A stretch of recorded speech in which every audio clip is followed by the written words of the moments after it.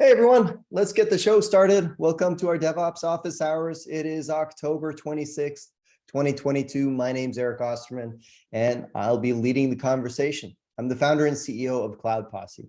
If you're struggling with what it takes to operate successfully in AWS, you're not alone. The good news is that Cloud Posse has helped countless companies just like yours turn things around. We have a proven, repeatable process that we help companies implement. If you're curious to learn more, head over to cloudposse.com/quiz.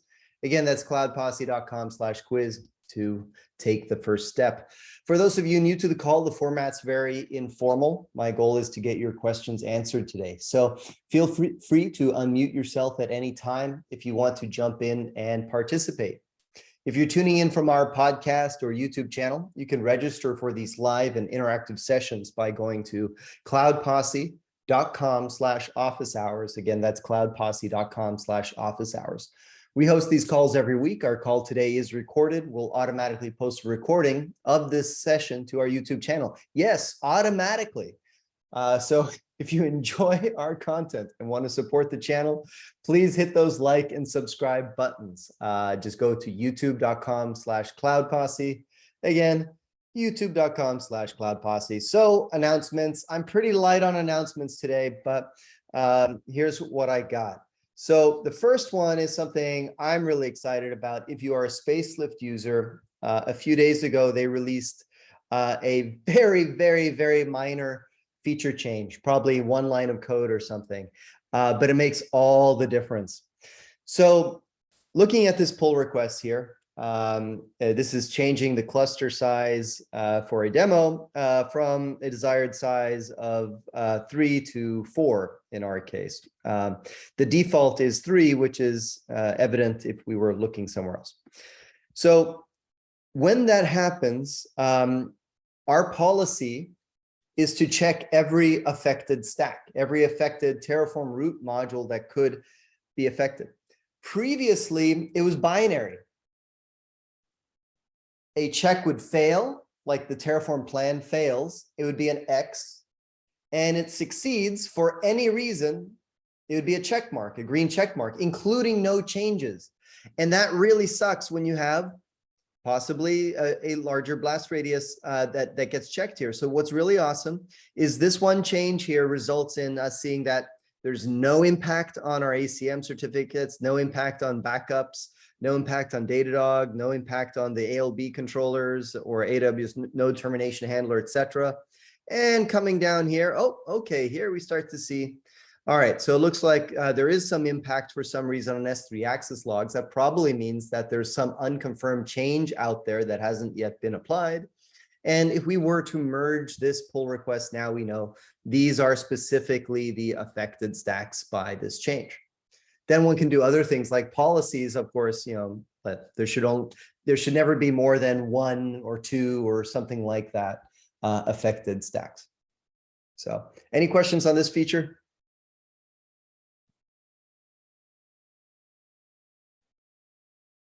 All right.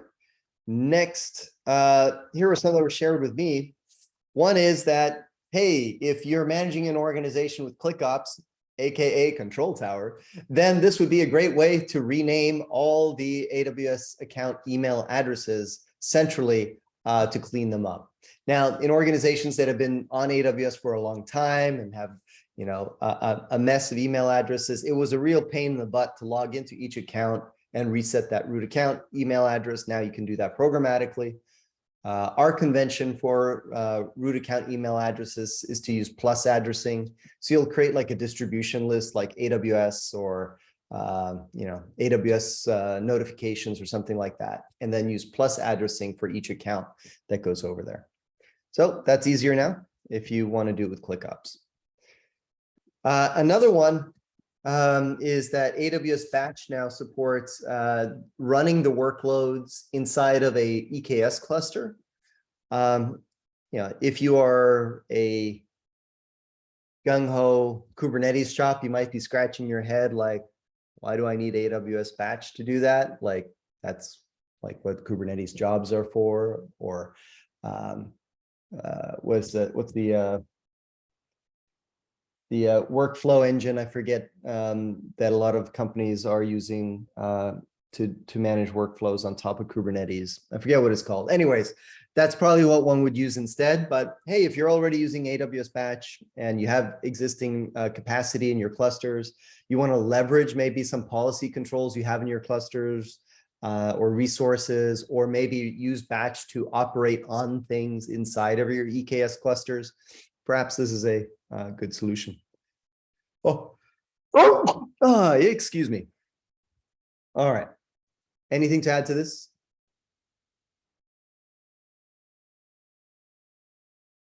All right. Next two announcements. We're trending on Reddit. One was a way to, was it just a write-up? It's nothing new. It's just an argument to be made here. We brought this up probably over a year or two ago, like in Terraform, should use remote state or not. When I'm talking about remote state, we're talking Terraform remote state, which is technically a data source as well. Or should you use like data lookups?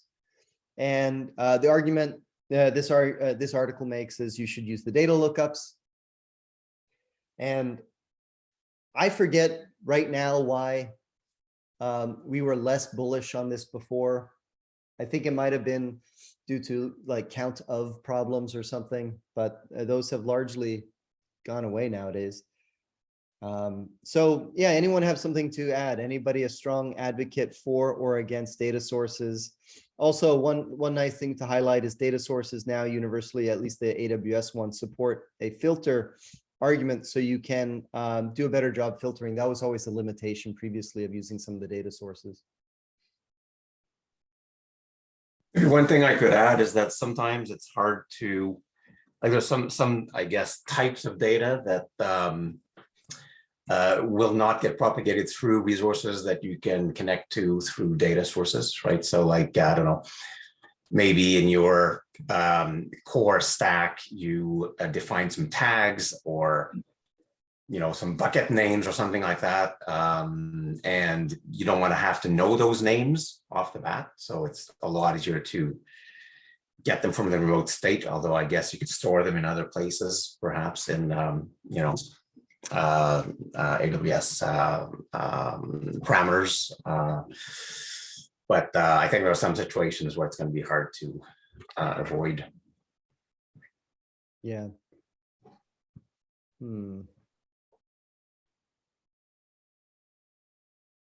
Forget what else. I know I had a counter arguments for it, but I don't have it right now. So we still use a lot of Terraform remote state. We've kind of created our own framework around it using Terraform. So we can use the Terraform module that very easily resolves any output from any Terraform module. Kind of strengthening your point, one of the nice things is if you're managing your own remote state, you can also manage, you know, metadata values, things that are like composites of lots of other values, things like endpoints to exactly applications and things like that. Yeah. All right. So that was that point. And then the last one, kind of. I mean, if I can make one more point, it would actually be nice if you could separate that part of the state out into other mini states, you know, like if you can break up the state so that the outputs could be saved separately or something like that, so that you wouldn't have to get the whole state when you. Yeah, I totally agree with that for multiple reasons, because the normal state is sensitive by default. It has. Yeah, exactly. Yeah.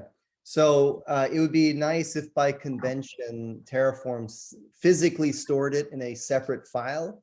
So using IAM policies, one could gate access. So yes, you can read the remote state, remote outputs of anything, but you can't read the state of that object, of that root module.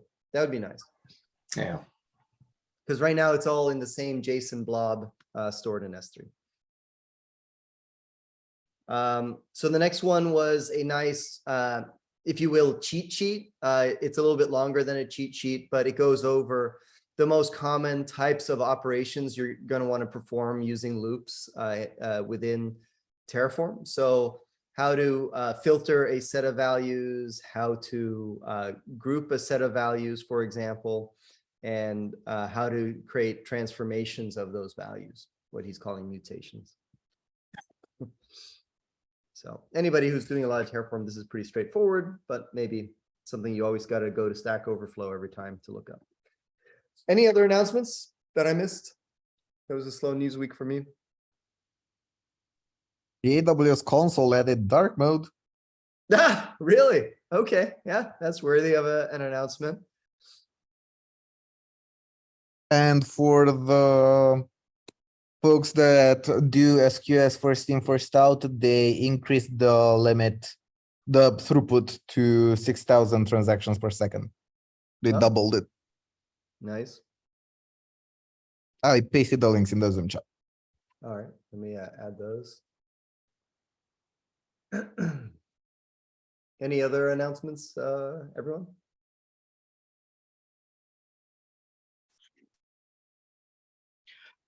I just shared this awesome self-hosted AWS repository. Self-hosted AWS repository. Where did you share it? Was it also in the chat or? Yeah, in the chat for this meeting. All right, let's see here, chat. So interestingly enough, RDS is missing, which is the one thing that I would like to build right now. Mm-hmm. And this is as opposed to like. As opposed to being, as opposed to using AWS, this would be to help you build AWS internally. Oh, okay. So this is not like for local development per se, something that local stack attempts to solve, but not at scale. But these are like, yeah. So if you don't, if you're hostile to a public cloud, then this is the repository where they're trying to put together the projects that might allow you to build your own stack. All without saying OpenStack. Well, I don't think OpenStack is one of those. Well, I mean, it has all the primitives of at least older version of AWS. Well, but if I look at this list, I don't recall seeing OpenStack as one of these. No, exactly, which is why I'm criticizing it.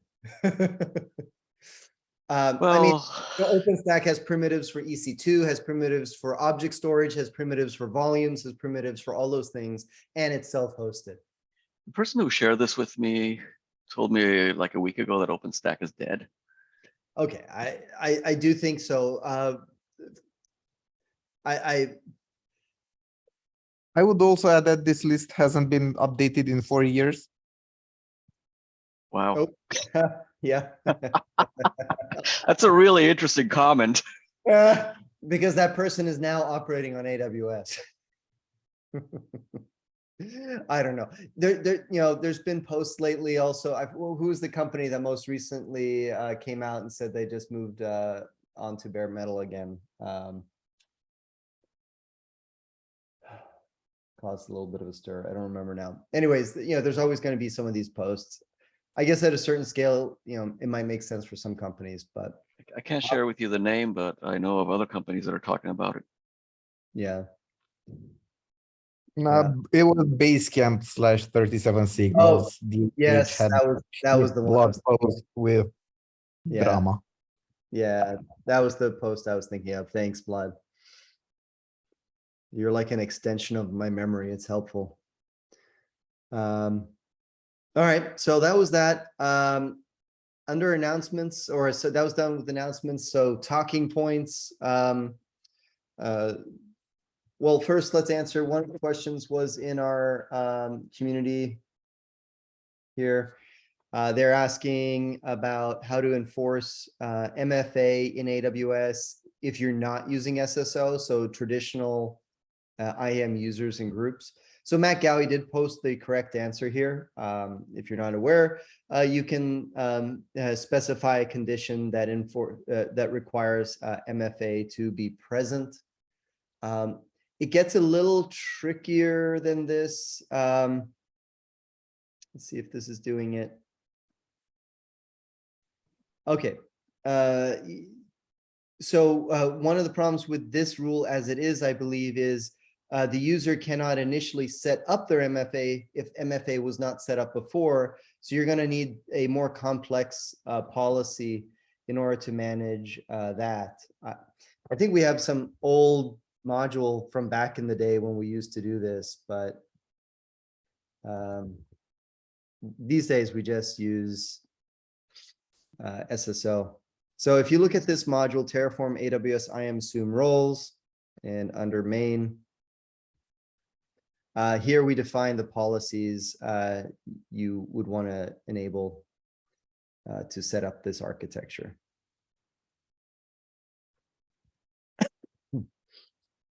All right. I'll add that link here. Anything to add to this? I think I ran into some issues with, we still had service users for some like third parties. And a service user is a user, so you have to figure out, you might have to use a filter to, on tags or something like that to filter them out of this. Yeah, that's true. This is though based on roles, I believe. So the roles, basically you set up this policy so that to assume a role, you have to have MFA. So it's not at the user level, it's at the role level. And then those roles that you would use for those service accounts wouldn't have that policy.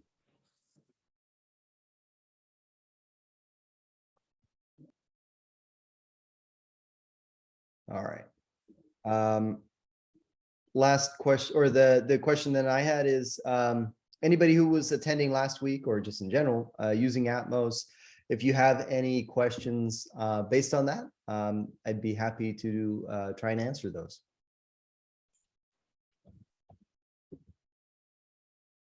I'm definitely gonna watch that one, Eric. I couldn't attend the last couple of weeks, but yeah, I asked for that, I think. Cool. Well, At least it's recorded. yeah, it's definitely recorded. I think one of the biggest shortcomings right now is documentation. We are hopefully going to get the first, well, the next version of the docs out sometime this weekend or early next week, and then continue iterating on that.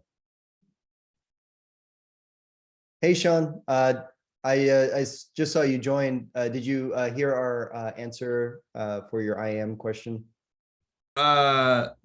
No, I just joined, but I can just look at the YouTube video. You don't have to say it again. Okay, cool. Let's see. Any other questions then? I'm out of questions that were staged. Do you mind posting the link to that cheat sheet, the filtering? Oh yeah. Well, yeah, Linda's going to post all the links. I guess you can do that now. Right. Yeah. Thank you.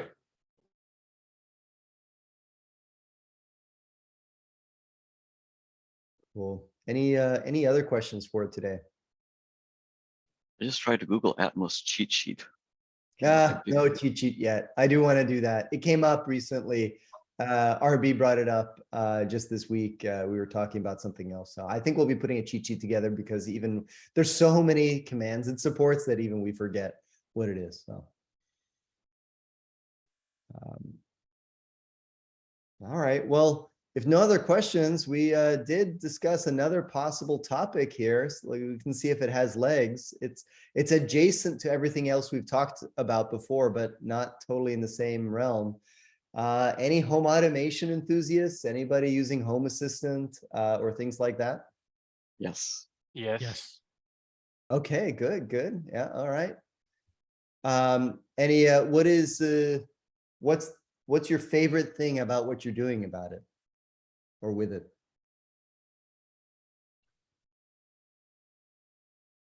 Not all at once.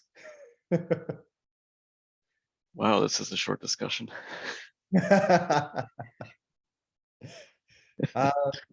Well, I can. Let's see if I'll. Can I say what I would like to do?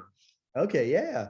And I'm like trying to find possibly people who are like-minded. So I don't like the idea that my home automation depends on the internet. Yeah. Or actually, I realized one thing I did wrong. Hold that thought. since not everyone might be familiar with this topic, let me just introduce the area that we're talking about and see if that helps a little bit. So home automation, it's been around for a while. In the nascent days, people were just hobbyists doing it at home. There were Kickstarters that brought about products like Smart Things, and then a proliferation of different hubs similar to that. But these were very early adopters or early, products that suffered some collateral damage with the movement of the industry. And Smart Things, they stopped manufacturing. They offloaded that to another company. I forget who it is. There's been a lot of bankruptcies and failures in the home automation space. It's difficult for companies to produce products, I guess, that don't have a mandatory subscription fee, but have a hosted platform. And the more successful they get, the more slammed they get by millions of devices hitting them. So there's been this counter movement, I would say, of introducing like self-hosted home automation alternatives. And it's almost like, in the earlier days of cloud, there was Heroku, let's say, and then people moved into things like AWS. And that's not probably the proper order of operations, but when you want to start, hosting your own Kubernetes cluster and so forth, there's a point that makes sense. In home automation, it's a little bit the same way, and there's a consolidation of platforms out there. And arguably, I would say that Home Assistant is the #1 home automation platform today, with runners up being like Open Hub or something, and Hubitat. And then you have the like the consumer grade automation platforms like Amazon's Alexa, Google Home, and Apple Home, and so forth. The problem with every vendor solution out there is that they only work with like certified products, or they only work with products they build. And there's all these unnecessary fractures in the home automation space. So then Matter has come out. Matter is this protocol that's supposed to unify all home automation devices. And then I saw how like Smart Things is implementing it, and they're going to accept Matter, but they're not going to expose their own APIs through Matter. So then you still can't talk to anything inside of Smart Things. So Home Assistant solves all of these problems.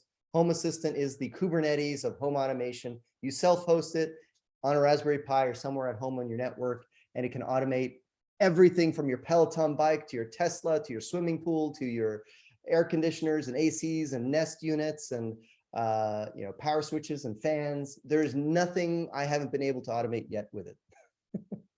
All right. Now, Ralph, what do you want to do with Home Assistant?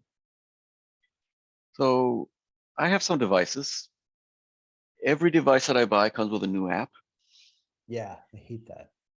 And eventually I lose control of every device because I don't remember what the app is that belongs to which device, and these things become bricks. Either that or they become LED light bulbs that you just switch on and off with a light switch because, at least they have that function, which still works. But I would like to gain control of this milieu of devices. And I know that now we're running into the problem with Linux, right? Which is, how do I find device drivers for all of these things? And yeah. Nope, go on. And I would like to be able to, I don't mind writing some software, right? I mean, I don't really care for IFT to manage my life. I'm a little bit worried when some external entity has control of my very personal devices and could turn on a light in the middle of the night. Something went wrong. So there is a little bit of a security issue here. But aren't all these addressed with Home Assistant because it's self-hosted? Yeah. Okay. I think they are.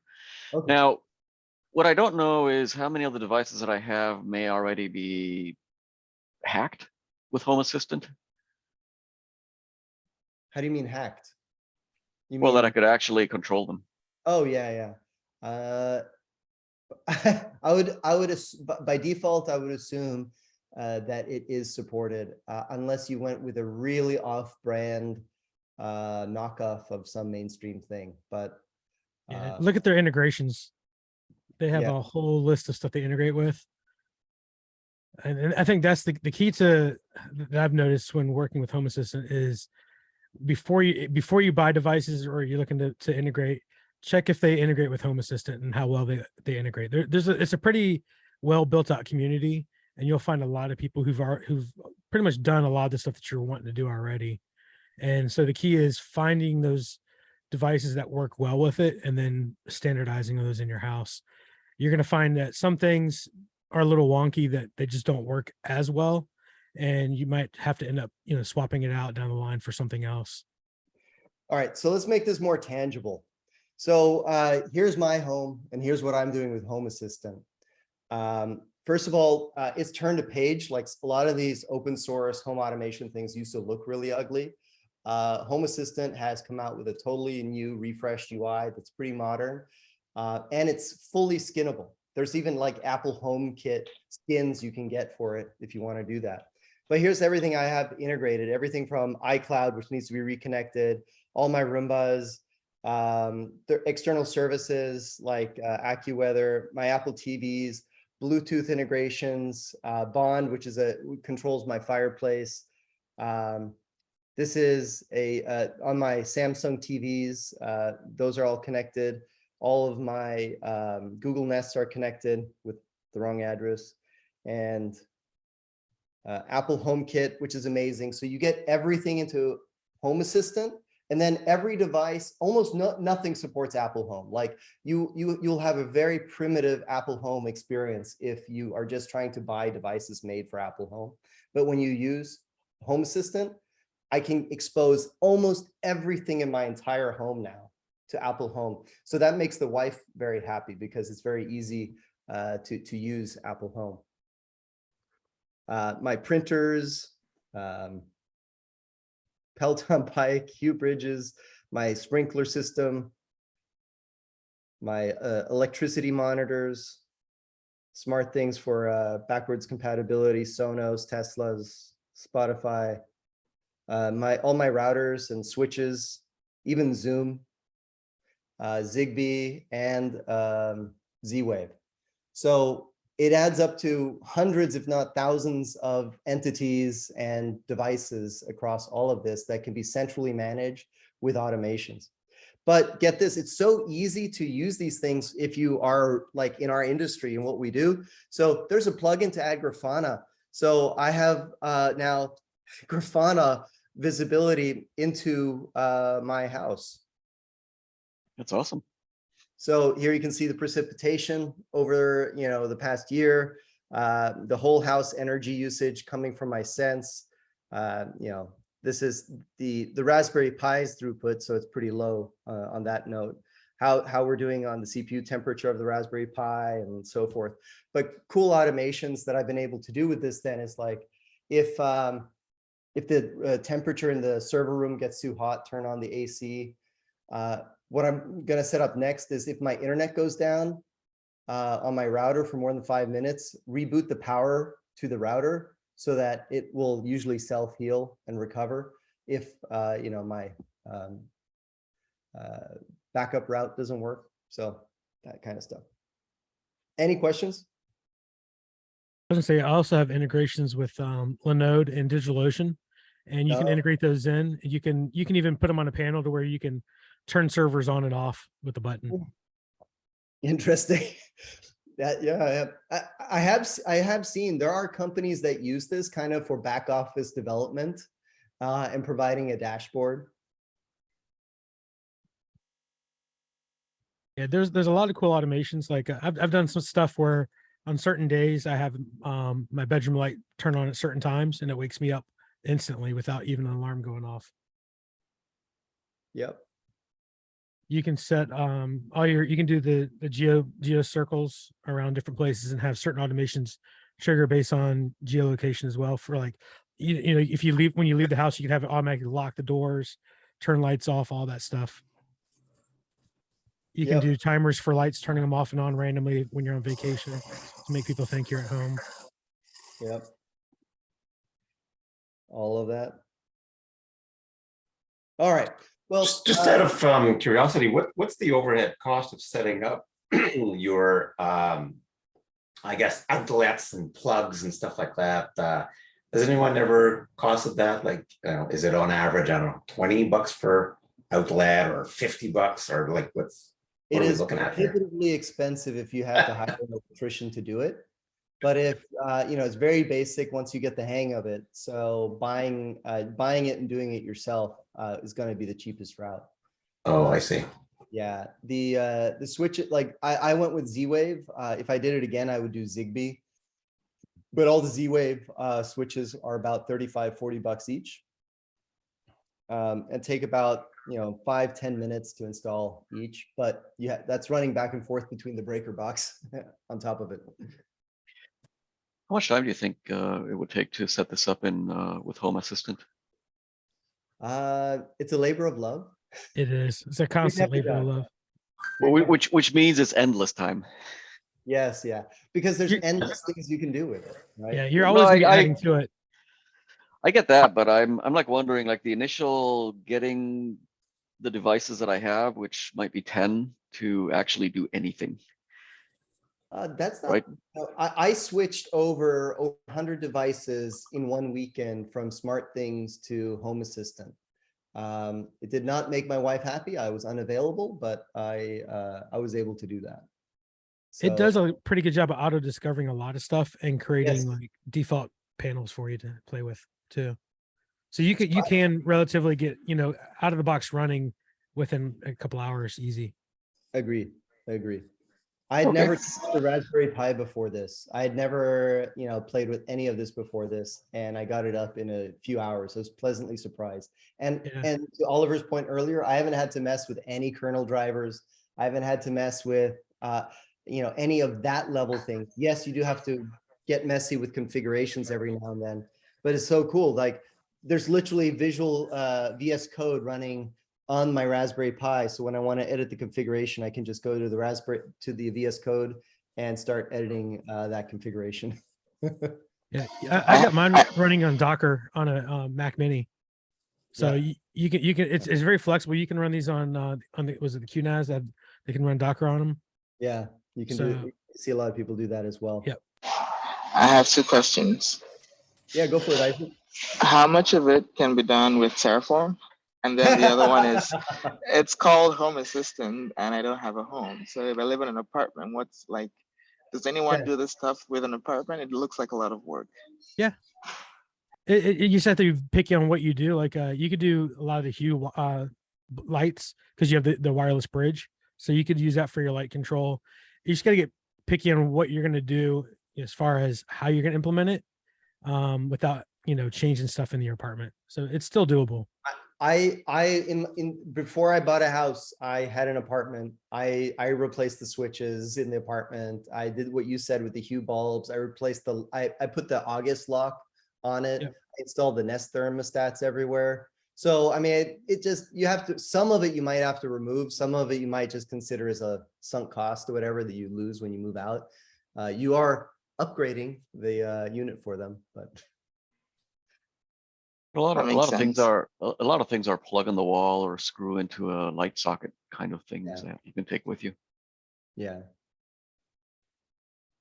But I guess, Well, so Terraform, I think you could maybe, but yeah, I am embarrassed to say that my Home Assistant is entirely ClickOps.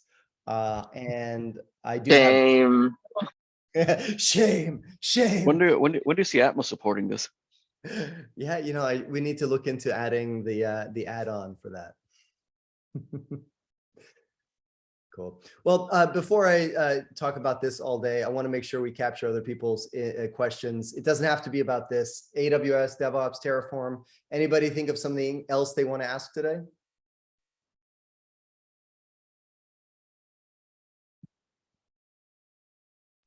yeah, I actually have one. I saw it on, I think it was Reddit AWS subreddit. And it struck me that it is a really tough question. Someone was curious, how do they get good at IAM? It's so large and nebulous, and I don't know the answer to that question either. But I'm curious what helped other people kind of wrap their head around IAM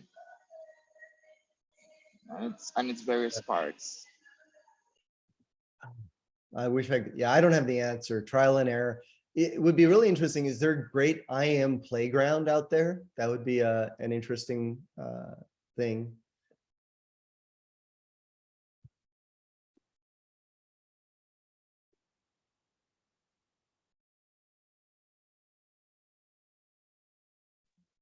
And the other really sorry, go ahead. There's the policy simulator, I guess, but it's not super. In some cases, not super easy to use. Yeah.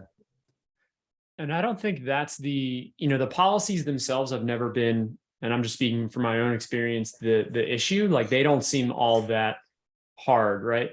I personally think that the thing that I've seen everybody struggle with, and I've realized, oh wow, most of my actually guiding clients, helping them understand, is cross-account stuff, where AWS, cross-account IAM role assumption and all that fun stuff is just, that's the thing that, there's multiple moving parts. They have to be self-referential sometimes. Yeah. That's the stuff that's hard. And I feel like there isn't a good way to learn that. I've thought about that recently, because we're, writing docs for clients. And it's just difficult. I don't really know, other than like seeing it and actually making it work yourself. I feel like that's the path that most of us have taken. And that's what gets you there, to be like, have that light bulb moment of like, okay, now I get this. And then there'll be something, next month that you didn't understand, and you'll figure it out and you'll put the pieces together. But I think it's a hard topic, because it's just all consuming in AWS. Yeah, I agree. I mean, I work somewhere where we're trying to get developers more interested in understanding what they're doing with resources, and not just giving stars on stars. But one, it's hard to get them really interested in that stuff, and I kind of don't blame them. And on the other hand, it's not really easy, because you have to use not just one tool, but a couple of tools. You have to use IAM Live. You have to look at the AWS tool that uses your CloudTrail logs to look at permissions and stuff. And it's frustrating. Yeah. But another thing I saw was, go on. I was gonna say, one of the things that we use is Detective. I'm not sure if you guys have really looked into it, but inside Detective, when you're running a query or you're doing something, you can actually find out which one. You can see the success rate of those queries inside of it, and then it'll tell you exactly what it's failing on, and then you can use that to get your least privileged permissions. And I've done that a lot. It works great. That is so cool. I never knew about that. Yeah. So when you turn Detective on, one of the things it does, it looks for like anomalies as far as logins and things like that, but it also checks all of your like everything that's been run, as far as whatever role or whoever's running things. It gives you success rates and all the failures. That's really interesting. Yeah. And so from there, you can actually drill down into it, and it tells you what's failing and why it's failing, what permissions it's missing, and then you can go back and fix those. So you can start off with no permission and then work your way forward. I'm questioning, does this question apply? I don't know if you use Google Cloud or not, but I'm just curious, like, are people just as frustrated on Azure or GCP with IAM as users are on AWS? I'm so interested by if anybody has an answer to that. Yeah, I've heard good things about GCP in that regard, but then also I don't think people are they just have projects, which makes a lot of things simpler. But yeah, if anybody has an answer. I think GCP is easier in regards to, you're like new, you don't know what rights to give people. The way that they've done it is just more obvious as to what you should. Are you able to contrast it though? Because that's a little bit abstract. One thing I did notice when I was looking into this topic is that they have like one long page with a list of permission references on GCP, but I've never used GCP, so I don't know how helpful that is to someone who's building policies, but I thought it was cool, and I wished AWS had something like that. I posted a link in the chat. But I also posted a link in the chat to something that came up from that Reddit discussion. Like it's a new tool. I think they're still building it to help you with IAM and Terraform. Is it Air IAM or was it another one? I'm trying to No, remember. it's a different one. It's called IAM Pulse. Huh. Pulse? Yep.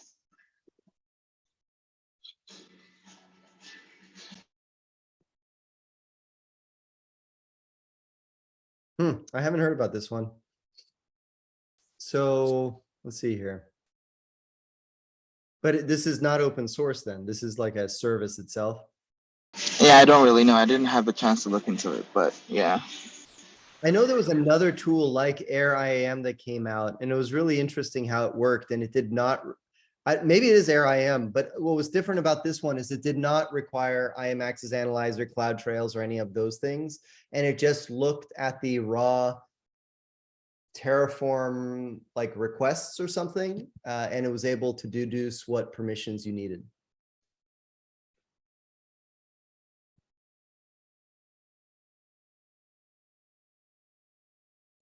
You're not talking about IAM Live, are you? That does not sound familiar, but let's see, generate IAM policy protocol using client-side monitoring proxy. Interesting. Something like this, though. Yeah, I don't think it was this tool, but yeah, something like this. That's cool. I haven't heard about this one. Let's start that. So basically, IAM Live is a man-in-the-middle proxy, and then it can generate your policies based on it. Yeah, pretty much. That's what it does.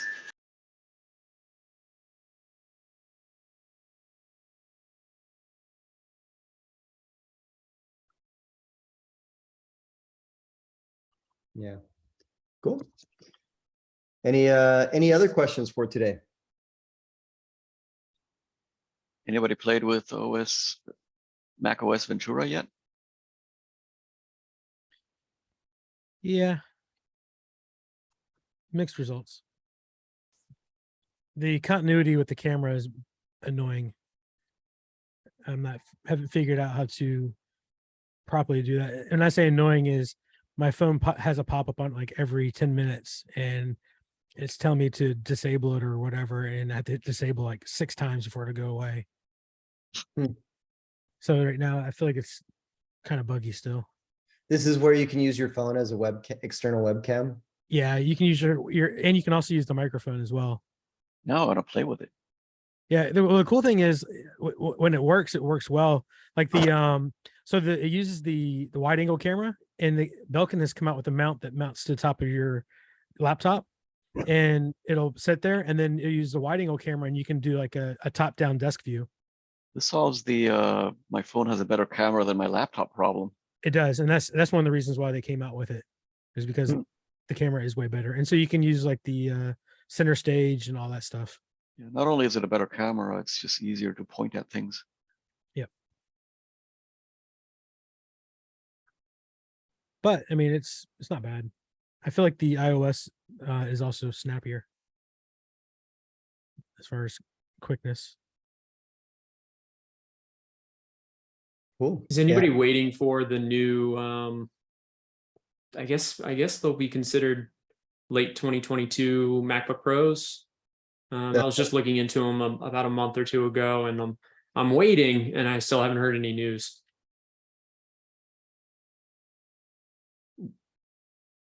Are those going to be the M2s, or are M2s already out? I think there's a set of M2s that are already out, and I think these will be M2s as well. Okay.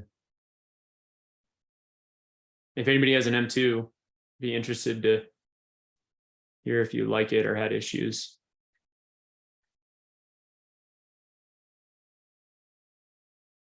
Two new. Okay. Yeah. M1 Pro.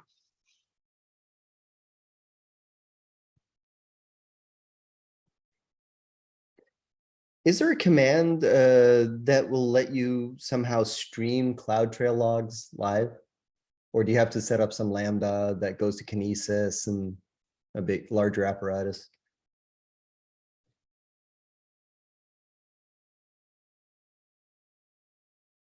You want the old tail minus F. Yeah, basically. Tail F AWS. That's another big bone I have to pick with AWS is that CloudTrail is just, it's shit. Like, I mean, it's great. They do a good job of collecting all your events, but like they give you, if you ever go to the CloudTrail console, it's totally useless. Yeah. It's a masterclass in itself. Yeah, especially when you get a Terraform error, it has a request ID and you can't filter on request ID.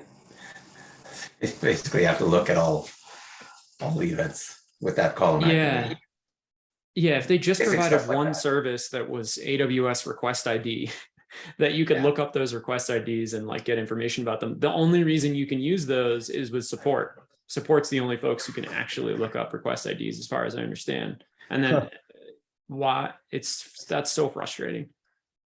It is. You just jogged my memory about another question I had. I was recently tasked with looking into just the overall security posture for our AWS account. And I saw this tool called Scout Suite. And I was wondering if anyone has used it. What was it called? Cloud Suite? Scout Suite. Scout. I think it's the first thing on that page you're looking at. Okay, yeah, I just stumbled on this one. So let's see here. Scout. That was the first one here. Yeah. NCC Group, the Japanese telecom. Yeah, anybody use Scout Suite? 2 months ago. It what scares me here is it's not under 2 active development, it looks like. Let's see here, 662, 15 days here. Oh, okay. I take that back. There's recent pull requests. We use Wazoo. Oh, interesting. Latacora has been using it. Latacora is a SecOps for hire company that we're friends with. If you're looking for someone to start up your SecOps. Yeah, anything else to add for this? One comment maybe on something like Air IAM, which reminds me a lot of the service that AWS started providing, I don't know, 6 months ago, where, you know, if you go to the IAM console, you'll see something like IAM can now, you know, generate a policy from your CloudTrail events, something like that. Because that's something that I was interested in a while back. I wanted to, you know, do this release privileges for some Terraform stack that I was provisioning, and in practice, though, it kind of took me semi by surprise, although maybe it's obvious in hindsight. I found that what you get from that kind of service that looks at your, you know, that permissions that have failed, or, you know, AWS API action that have failed, is that it tends to be much too fine-grained. You know, having a policy that has every little thing that your current Terraform stack requires, in practice, I found unmanageable in the end. There's just too much detail in there, and as soon as you, like, for one thing, you know, you'd have to go through a complete Terraform create, update, and destroy to get all the possible permissions.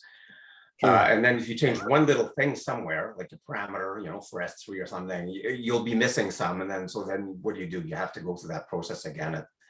It's a bit silly, you know, so you have to find a good balance between a good set of permissions that will last a while without giving too much permission, but also not, you know, restrict too much either. So. And in a GitOps context, it's more and more futile. I mean, you're not going to be probably having a provisioning role for every single component that you're going to be deploying. It's usually going to be a shared role that can deploy things within Terraform, and you're going to shift this left to a policy-based approach that sits even past IAM before you even get there. What I think, therefore, is the most important is what are your IAM policies and roles that your services need, but the IAM policies and roles that humans need. I mean, humans shouldn't be doing anything pretty much in staging and production. And in dev, humans need to be able to iterate and play with things. So it's going to be administrator, or maybe not in dev, but a sandbox, however your organization wants to do it.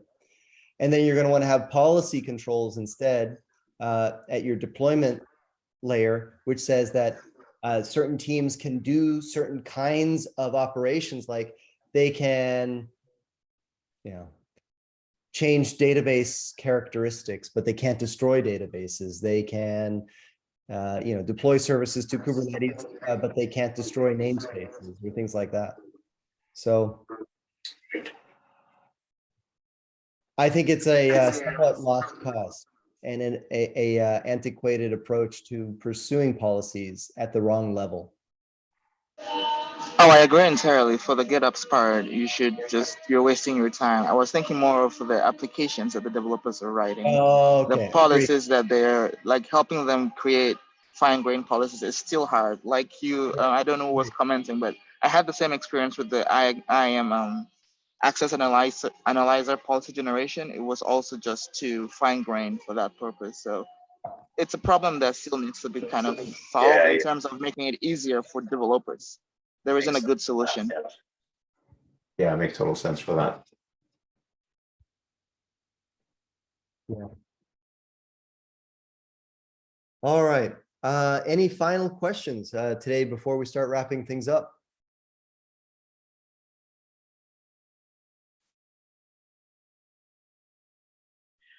I'm curious about OpenStack and Pulumi and Terraform. Has anybody tried it? Interesting. Yeah, I don't know. Because they both, there's support in both of them, right? But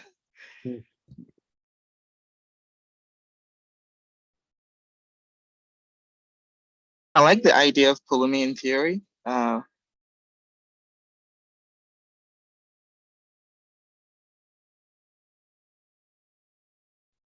we've been playing with the idea of going to Pulumi. yeah, I think We were talking to one of our internal BUs, and they adopted Pulumi. We were asking them a lot of the whys, and they said one of the biggest things I like about it the most is just how well it handles everything. It can handle all your stuff like you normally do with Terraform. It can talk to AWS directly. You can do your Kubernetes management, all that all in one tool. And they use that and deploy everything with one tool, one stack, one language, one everything. And they said that, they've even gotten away from Jenkins and all that. They're using Git actions and Git runners. Nice. I set up some servers by hand this week, and I wanted to do it in Terraform, but I was told no. So I'm just going to do it in Pulumi. Because why not? So my struggle with Pulumi is still that it makes a lot of sense, I think, for a company looking to build everything in-house internally, and they can standardize on one language. But what does a company that does consulting that needs to build a reusable corpus of kind of knowledge and libraries do? You can't build it, 5 times in TypeScript, JavaScript, Python, Go, and C#. And the whole premise of Pulumi is that you do it in the language you're comfortable with. And yes, Pulumi can talk across languages. What scares me about that is if it's properly tested in every context. Well, but my point is let's not even go there, because no one's going to do that. It doesn't make sense to do it. So that means that it is really only suitable for either one language and building a library that's reusable across companies for that, or a company just has to build everything in-house and it's going to be always a snowflake. there's a wider point there too, that, hey, even if you are building things in-house, if you are a Golang shop and you're writing all your Pulumi in Golang, but then you want to go and look at what others are doing in the open source community or elsewhere, they might be writing it in Python, and then you're a Golang engineer who needs to re-engineer some Python into Golang. And I don't know. I'm very much of the same mind with you. Is there a translate self-serving. for computer? Is there a translate for computer languages? Well, and I remember seeing recently that Pulumi is now supporting a declarative mode based on YAML. Yeah, yeah.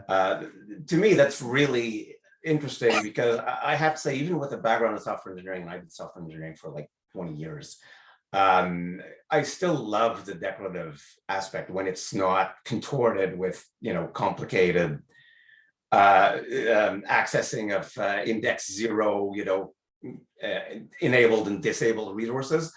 But overall, the HCL is so much easier to grok than, say, the equivalent Java CDK, that I've seen, that I've used for months at a time. So if personally I were to go to something like Pulumi, which also seems very interesting, that's what I would look at first, is how much can I do declaratively, and only go into the code level when I have to, when it really simplifies, the declaration layer, which right now can be one of the limitations of Terraform. Yeah, well, I think, and some of the issues, like we were talking to them, to the BU, was, they said one of the main reasons they went with it was the fact that with Pulumi, especially for them doing a lot of TypeScript and C#, and they were primarily a Python shop, and he said, in his mind when working with it, stay away from Python, stick with and go with TypeScript or C#, because of the programmatic side of things and doing the logic with looping and things like that you can do. And that's kind of one of the issues with Terraform, is it doesn't really handle that well and easily. When you're trying to create a lot of resources, loop through, naming, things like that, where he said that with TypeScripting and with C#, he could actually do that very well and easy. Yeah. I mean, I could see that, if it was easy to refactor those kinds of little loops in a few places, and then it generates files for you, and then you can worry about the rest declaratively. To me, that would be the ultimate, balance. Yeah, kind of like mix the two. Yeah. I can say I'm not a big fan of this. It gives me nightmares of CloudFormation. Yeah. Otherwise, I was excited about it. I was excited when I saw, okay, yeah, this is simple. Okay, I got you. You got me. And then I started seeing, oh, CloudFormation.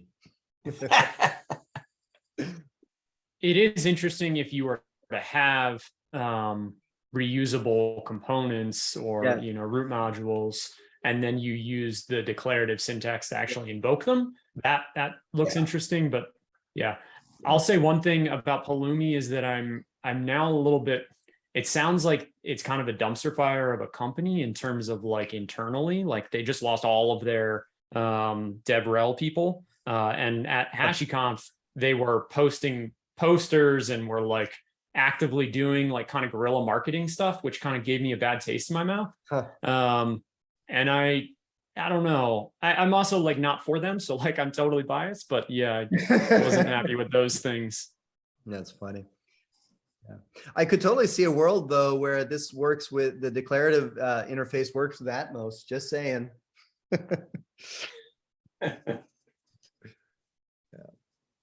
All right. Well, we are out of time for today, actually overtime. So thank you so much, everyone, for participating today in our office hours. If you haven't yet subscribed to our YouTube channel, say hello to my dog. Go to youtube.com/cloudposse and subscribe. And if you want to connect with me at some point, just go over to linkedin.com/in/Osterman or book some time with Cloud Posse if you're interested to see if we can help you out. So with that said, everyone, have a great rest of your week and talk to you next week.